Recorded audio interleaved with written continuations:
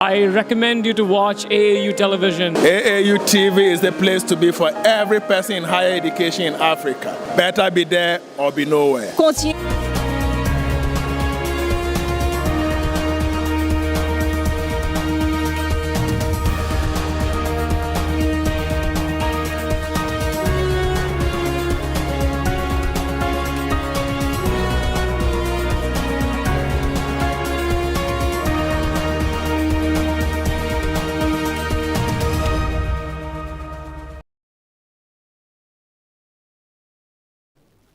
Good day and thank you for tuning into the AAU TV Midweek News, coming to you live from the headquarters of the Association of African Universities. My name is Maame, Otuakoa, Nyame, and now to our top stories. $940,000 initiative to strengthen climate research in African universities. In health, Benin launches nationwide polio vaccination campaign to protect children. In entertainment, Kasim Scenario Bafo appointed Ghana's ambassador to Spain. And in international, US strikes Iranian nuclear sites amid escalating Israel-Iran conflict. Please stick with us after this short break for the news in detail.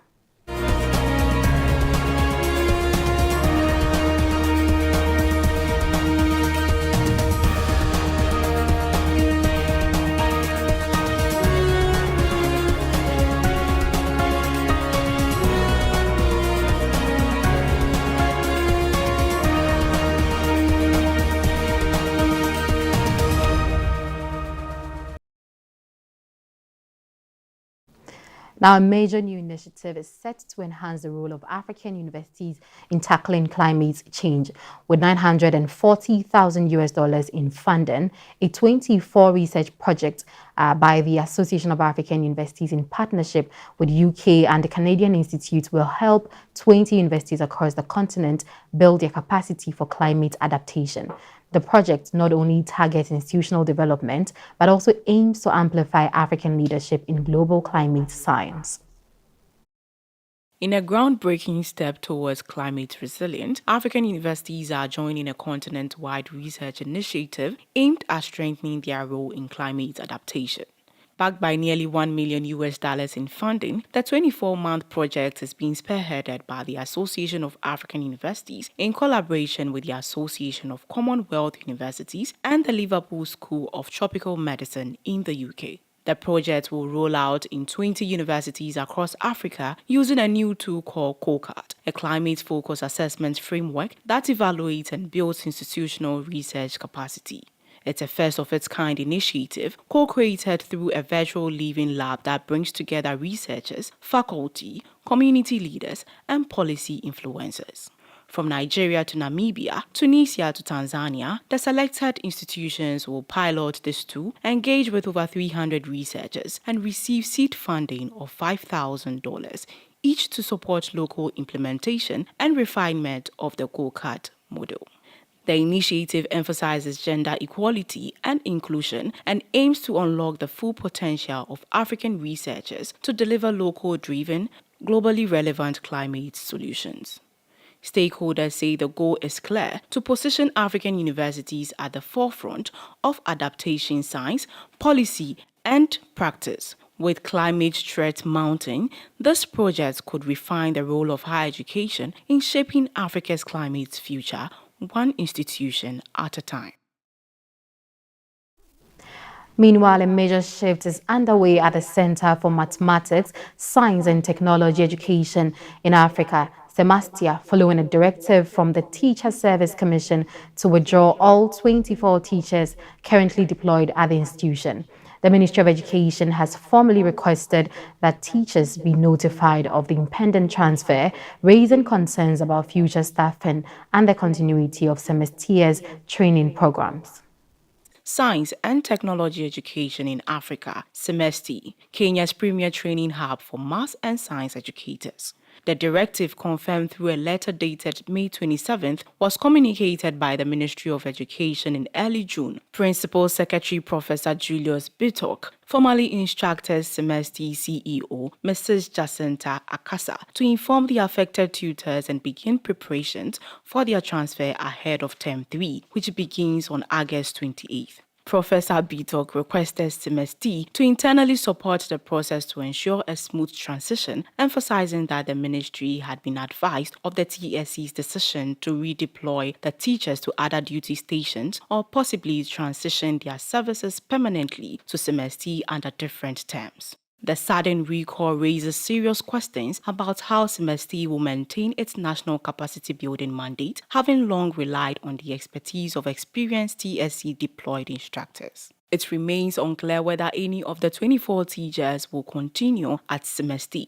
Education unions and other sector stakeholders are expected to respond in the coming days as the institution faces one of its most significant staffing changes in years. As Kenya continues to prioritize STEM education, the restructuring at Semesti would have wide-reaching effect.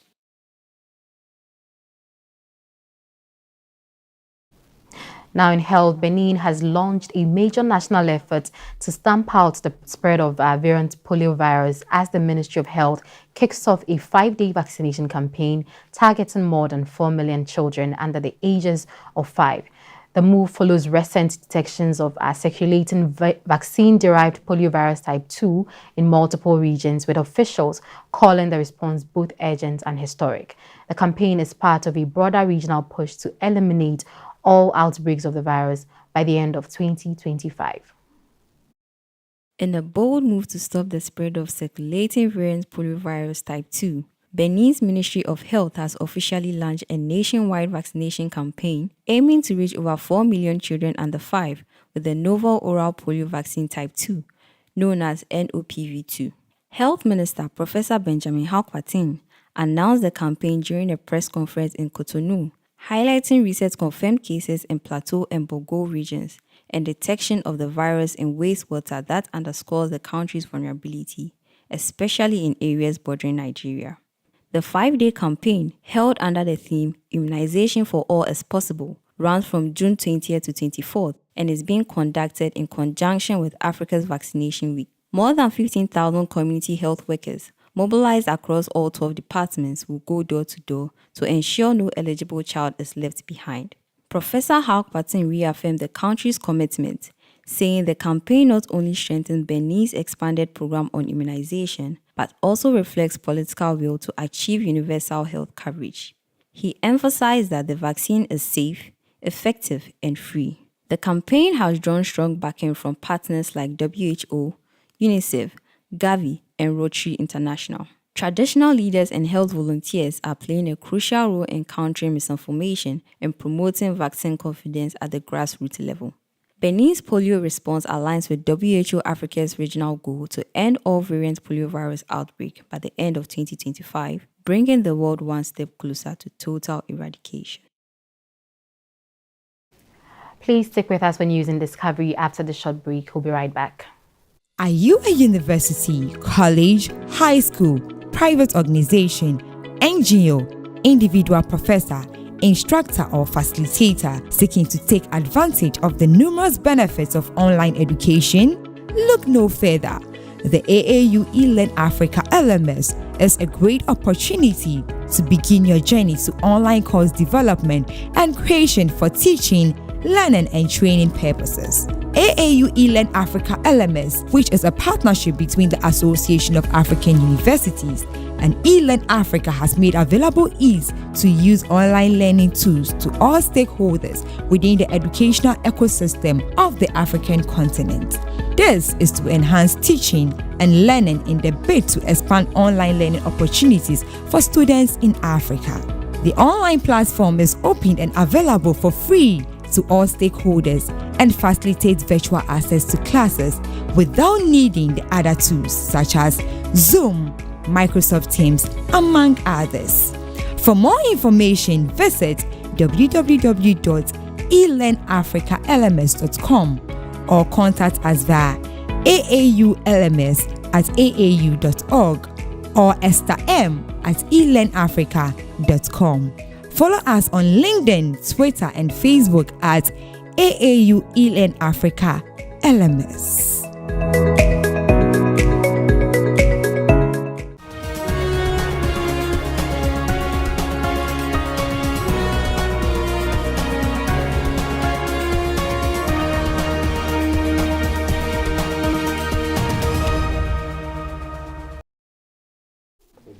You're welcome back from the break, and in our discovery, in a historic medical first, surgeons at Adventist Health's Global Robotics Institute in Florida have successfully performed a robotic prostatectomy on a patient in Angola without leaving the United States.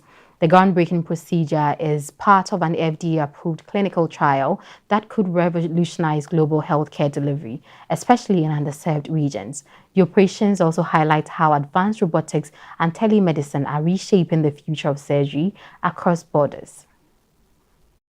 A new chapter in global healthcare has been written as doctors in Florida performed a successful robotic prostatectomy on a patient located over 7,000 miles away in Angola. The operation was conducted as part of an FDA-approved clinical trial, marking the first time telesurgery of this scale and regulatory backing has been completed between the US and Africa.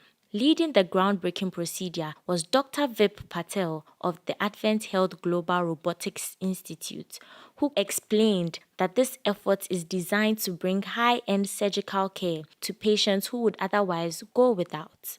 He emphasized the unprecedented nature of the trial, highlighting that such a remote operation has never been before executed with legal and clinical approval from an agency like the FDA.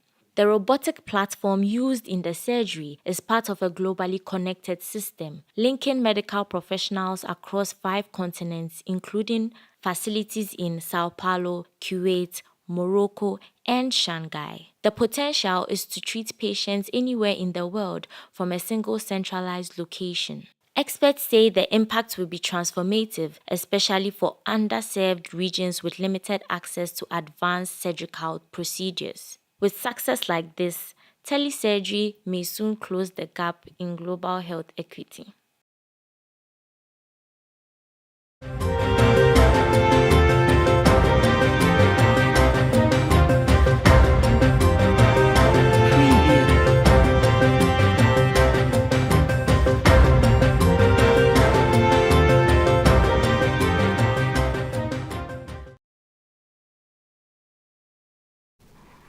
And now in sport, as preparations intensify for the 2026 Women's Africa Cup of Nations qualifier against Angola, Malawi's coaches have lined up another crucial test match against Ghana.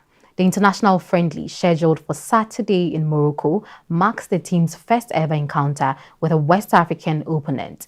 The match is expected to offer critical insight for the technical bench as they finalize a squad for the high-stake qualifier. With momentum building toward their decisive WAFCON 2026 qualifying match against Angola, the Malawi women's national football team, the Scorchers, have secured yet another friendly, this time against Ghana's Black Queens, to be played this Saturday in Morocco. This match will be the Scorchers' 6th international friendly this year, following double encounters against Zambia and South Africa, and a tough clash with Morocco just last week. Head coach Lavmo Fazili says the timing of the Ghana fixture is ideal as the technical team continues to evaluate player combinations. He noted that while the team strikers are showing promise, especially in chance creation, there's a critical need to tighten defensive structures and improve finishing. The coach described the game as a key opportunity to correct tactical issues identified during their previous outing against Morocco, and added that despite not knowing Ghana's current play style, he expects them to provide strong opposition and help sharpen the team ahead of the Angola tie. Meanwhile, Ghana's Black Queens are also in Morocco for a 2-week training camp, gearing up for the WAFCON finals that kick off in the same country on July 5th. As both teams build for continental success, Saturday's friendly offers not just preparation, but a preview of the intensity to come at WAFCON 2026. In entertainment, veteran Ghanaian actress and filmmaker Kasum Sinari Bafo has been appointed as Ghana's new ambassador to the Kingdom of Spain. She joins 14 other diplomat envoys nominated by the President John Dramani Mahama to represent the country abroad. Veteran Ghanaian actress and filmmaker Kasum Sinari Bafo is set to begin a new chapter in her illustrious career, this time as Ghana's ambassador to the Kingdom of Spain. Her appointment comes as part of a fresh list of 15 diplomatic envoys nominated by President John Dramani Mahama. The list features ambassadors, high commissioners, and a consul general designate tasked with representing Ghana's interests across various parts of the world. Kasum Sinari's appointment is a testament to her long-standing contribution to Ghana's creative industry. With decades of experience gracing both the big and small screens, she has been a household name in Ghanaian entertainment. Her journey into the limelight began as a model, proudly representing Ghana at the Miss Model of the World pageant back in 1990. Over the years, her charm and versatility saw her star in numerous commercials, films, and television productions. Away from the spotlight, Kasum Sinari is married with 3 kids to former Ghanaian international footballer and respected football administrator Anthony Bafo, who served as Deputy General Secretary of the Confederation of African Football, CAF. As she prepares to take on this new diplomatic role, many Ghanaians celebrate her achievements as yet another milestone in a career defined by excellence, service, and dedication. Explore a whole new world of exciting visuals with AAU TV. Get ready for a mix of interesting talk shows, interviews, discovery documentaries, and news on AAU TV. It's not just about watching TV, it's about experiencing something special. AAU TV reaches over 25 countries in Africa, bringing you a blend of knowledge and fun. Learn about different cultures as you enjoy the shows. If you have events or want to showcase your business, we've got you covered. Watch AAU TV free-to-air channel on satellite. Connect with us on Facebook, Instagram, and X, formerly known as Twitter, at AAU TV. Reach out on call or WhatsApp us at +233 26 629 6601 or +233 20 399 5210. AAU TV, the voice of higher education in Africa.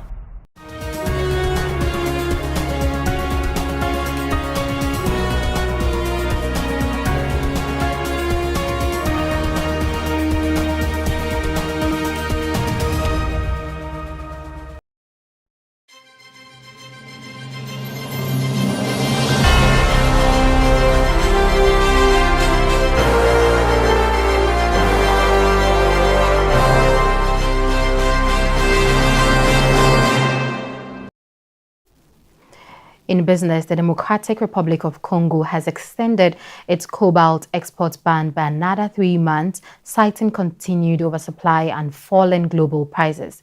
The move, announced by the country's Mineral Regulatory Agency, could reshape global cobalt dynamics as electric vehicle demand surges. The world's largest cobalt producer has extended its export ban on the key battery material by another 3 months. The ban, initially introduced in February after cobalt prices plummeted to a 9-year low of $10 per pound, was due to expire this Sunday. But on Saturday, the country's Strategic Mineral Substances Market Regulation and Control Authority, ARICOMS, announced a further suspension, citing continual market oversupply.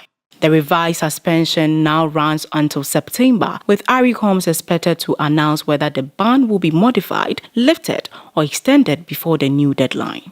The move has sparked mixed reactions within the mining industry. Reuters reported that Congolese authorities are actively reviewing how cobalt export quotas are allocated among companies operating in the region. Global mining giant Glencore, the second largest cobalt producer worldwide, has expressed support for the quota system. However, the leading producer Chinese mining group CIMOC is pushing for the immediate lifting of the ban. The DRC's decision is being closely monitored by automakers and tech companies as cobalt remains a crucial component in lithium-ion batteries, powering electric vehicles, smartphones, and renewable energy storage systems. As the countdown to September begins, the global cobalt market holds its breath, waiting to see what the DRC's next move will be.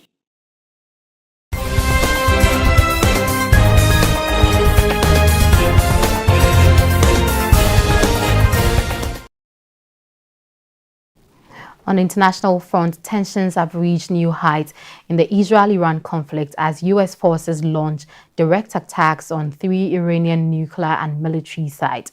The strikes, described by President Trump as very successful, marks a significant escalation in the ongoing confrontation between Tehran, Tel Aviv, and Washington. Fahan.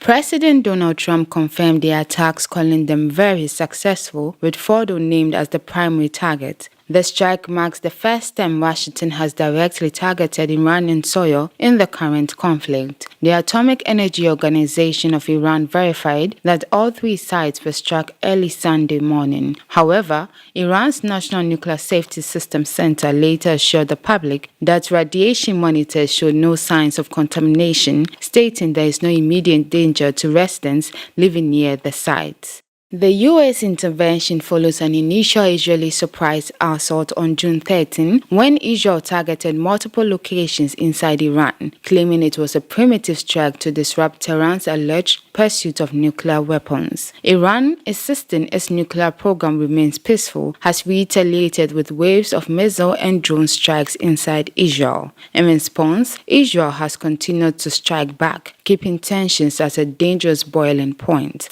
Until now, the U.S. had largely played a defensive role intercepting Iranian missiles aimed at Israel, while diplomatic efforts aimed at easing sanctions in exchange for limits on Iran's uranium enrichment had been underway. Now, with direct U.S. strikes, many analysts fear a wider regional conflict may be on the horizon. That is all for the news, and let's take a quick recap of our headlines. On higher education, $940,000 initiative to strengthen climate research in African universities. In health, Benin launches nationwide polio vaccination campaign to protect children. In entertainment, Kasum Sinari Bafo appointed Ghana's ambassador to Spain. And U.S. strikes Iranian nuclear sites amid escalating Israel-Iran conflict. And thank you very much for sticking with us on the AAU TV Midweek News. Get interactive with us on our dedicated news platforms via Association of African Universities on social media. My name is Maame Ekua, Otuakoa, Nyame. Have a lovely day.